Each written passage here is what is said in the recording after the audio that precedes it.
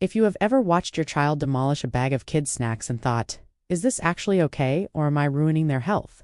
You are absolutely not alone. Most parents are doing their best with the information they have been given, and honestly, that information is often confusing or even misleading.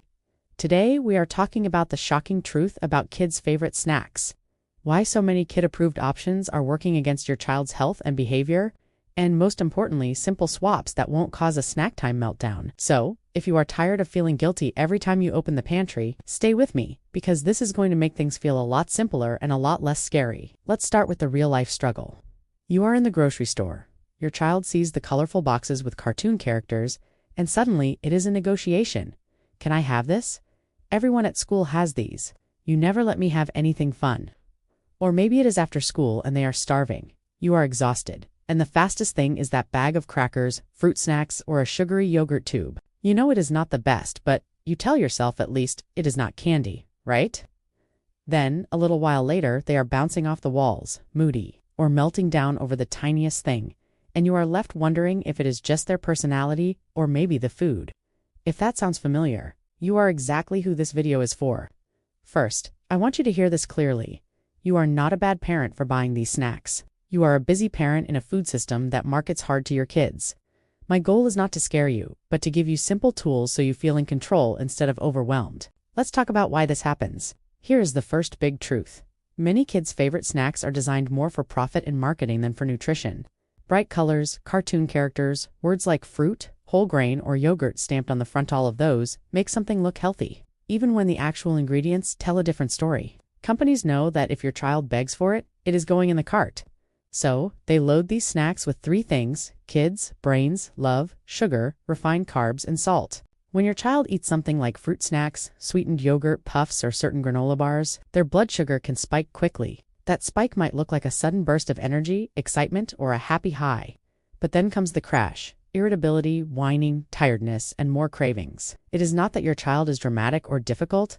Their little body is literally riding a roller coaster. Here is an I never knew that insight. Some flavored yogurts marketed to kids can have as much or more sugar per serving than a small serving of ice cream. So when you think, I am choosing yogurt instead of dessert, I am doing the right thing, the label sometimes tells a different story. And another surprising fact, dry, starchy snacks like crackers, puffs, and certain cereal snacks can be just as hard on teeth as candy because they stick in the grooves of the teeth and slowly break down into sugar. So even if it does not taste super sweet, it can still be feeding cavity-causing bacteria. So, what do we do with this information? I like to use a simple framework for kids' snacks that busy parents can remember on the fly. I call it the 3's snack check: sugar, stay full power, and simple ingredients. First S, sugar. You do not have to count every gram all day long, but as a quick scan, look at the label and ask yourself, is sugar one of the first 3 ingredients? Is this more of a dessert than a snack? For most everyday snacks, aim for lower added sugar, ideally under about 6 to 8 grams for a typical kid's snack, and less is even better. Second, stay full power. Ask, will this keep my child full for more than 30 minutes? Snacks that keep kids satisfied usually have at least one of these: protein, like yogurt, cheese, nuts, or hummus; fiber, like fruit, veggies, or whole grains; or healthy fats, like nut butters, seeds, or avocado. If the snack is mainly white flour and sugar, your child will likely be hungry again quickly and more cranky. Third, S, simple ingredients. Think, can I roughly recognize what these ingredients are? A long list full of artificial colors, flavors, and multiple kinds of sugar, like corn syrup, fructose, or dextrose, is a red flag that this is more of a treat than a regular snack. Now, let us walk through some step-by-step solutions using this framework so you know exactly what to do instead of those common go-to snacks. Let's start with fruit snacks and gummies. These are super popular and often marketed as made with real fruit or contains vitamin C. But in reality, many fruit snacks are more like candy in disguise. They have concentrated sugar, very little fiber, and they stick to teeth. So, what can you do instead? Quick swaps. Instead of fruit snacks, offer actual fruit plus something with protein or healthy fat. For example, an apple sliced with peanut butter, a small banana with a cheese stick, or a handful of berries with plain or low-sugar yogurt. If your child really loves that chewy texture, try dried fruit like raisins or apricots in a very small portion, paired with nuts or seeds if age appropriate. This way, the sugar impact is balanced by protein and fat. You do not have to ban fruit snacks forever, but treat them like candy once in a while, not daily. Next, let's talk about flavored yogurts and yogurt tubes. They sound healthy, and yogurt can absolutely be a great snack, but many kids' yogurts are basically dessert in disguise. A really surprising fact: some small kids' yogurts have 3 or more teaspoons of added sugar in that tiny serving. So, what is a better step? Look for plain or low-sugar yogurt as your base. Then you can add your own sweetness with chopped fruit, a few frozen berries, or a tiny drizzle of honey. For older kids over 1, you can also mix half-flavored yogurt with half plain to slowly reduce sweetness without drama. Top it with oats, chopped nuts, or seeds for extra staple power. Your child still thinks they are getting something fun in a cup or tube, but you have quietly cut the sugar and boosted nutrition. Now, the classic crackers, puffs, and crunchy kid snacks. These are super convenient. They do not spoil. They are easy to throw in a bag, and toddlers love them. The issue is that many of them are made from refined flour, oils, and salt, and they do not offer much in terms of long-lasting energy or nutrition. They also can lead to constant grazing all day because kids are not truly getting full. So, how do we upgrade this without causing a meltdown? Try this. Keep the crunch, add the power. Pair crackers with something like hummus, cheese, nut butter, guacamole, or even mashed beans. The crackers become a vehicle for protein and healthy fats instead of the entire snack.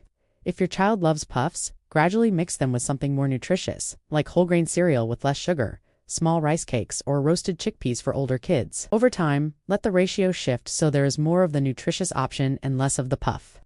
For after school, instead of just a bag of crunchy snacks, think 2-part snack. For example, a small handful of crackers plus cucumber slices and hummus, or popcorn plus apple slices. Small change, big difference. Let's also talk about drinks, because snacks and drinks go together in kids' minds. Juice boxes, flavored milks, and sweetened drinks can add a surprising amount of sugar to your child's day. Another I never knew that moment. A single juice box can have as much sugar as a small can of soda, even if it says 100% juice. And because it is liquid, it does not keep kids full in the same way whole fruit would. So, what is the strategy here? Make water the default, not the punishment. Keep water available and visible. Fun water bottles, a little slice of fruit for flavor, or a silly straw can go a long way. Offer milk with meals and water with snacks. Keep juice as an occasional treat or dilute it with water. If your child is used to the sweetness over time, their taste buds will adjust. Now, I want to address something important. Common mistakes parents make around snacks and how to fix them without guilt. Mistake number 1. Using snacks to manage every emotion. It is so normal. Your child is bored, upset, or throwing a tantrum, and the fastest way to calm things down is to offer a snack. The problem is, when food is always used to soothe emotions, kids do not get to learn other calming strategies, and they may start to crave snack foods whenever they feel upset. A gentle shift. Start separating hungry snacks from feelings time. When your child asks for a snack, you can say, "Is your tummy hungry, or are you feeling bored, sad, or frustrated?" If it is emotions, offer a hug, a quiet activity, or a change of scene first. You won't do this perfectly every time, and that is okay, but even trying sometimes helps. Mistake number 2. All-day grazing. When kids have unlimited access to snacks, they may not arrive at meals hungry, which leads to picky eating and power struggles at the table. Plus, constant nibbling on sugary or starchy foods is tough on teeth. A simple fix: aim for snack windows instead of nonstop snacking. For example, a mid-morning snack and an afternoon snack at fairly consistent times. Let your child know we will have a snack again after we play, so they feel reassured. Offer enough at snack time so they feel satisfied, then let their appetite build again before the next meal. Mistake number 3. All or nothing thinking. Sometimes, once parents learn how sugary or processed certain snacks are, the instinct is to throw everything out and go 100% clean. But that often backfires because kids feel deprived and want those foods even more, or they binge on them at parties or friends' houses. A more sustainable approach is most of the time. Not all of the time. Maybe you decide that at home. We mostly keep snacks that pass the thirds snack check, at parties, holidays, or playdates. There is more flexibility. That balance protects health and also your child's relationship with food. I would love to hear from you here. What is one snack you grew up thinking was healthy that you now realize is not as great as you were told? Share it in the comments because you are definitely not the only one. And another question to think about: if you could magically change just one snack in your pantry to something healthier with 0 complaints from your child, which one would it be? Naming that one thing can help you decide where to start. Let's end with a clear, empowering game plan you can start using this week.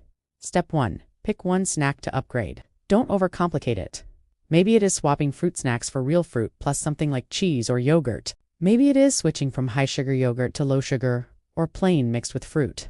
Maybe it is cutting back juice to once a day and making water the main drink. Step 2. Involve your child, even just a little. Kids are more likely to try snacks they helped choose or assemble. You could say, "We are going to choose a new super snack for after school. Do you want apple slices with peanut butter or banana with yogurt today?" Offer 2 reasonable choices so they feel some control. Step 3. Make the better options visible and easy. Cut up fruit ahead of time. Keep hummus and veggies at eye level in the fridge. Or pour snacks into clear containers so kids see them. Put the less healthy treats out of sight for occasional moments instead of daily habits. Step 4. Talk about what snacks do for their bodies in simple, positive ways. Instead of "that is bad" or "too much sugar," try this. "Snack helps your body run fast." Or "this one helps your brain focus better for school." Or "this one is more of a treat we have sometimes." Finally, please remember, you do not have to have a perfect pantry to raise a healthy child. Your child's health is about patterns over time, not one snack or one day. Every small swap you make, every time you pair a cracker with something protein-rich, every time you offer water instead of juice, that all adds up. You are already a good parent because you care enough to be here learning. Now you're just getting a few more tools to feel confident instead of confused. You have got this. If you found this helpful and you want more simple, no judgment guidance on kids' food, picky eating, and healthy routines, make sure you subscribe so you do not miss the next video.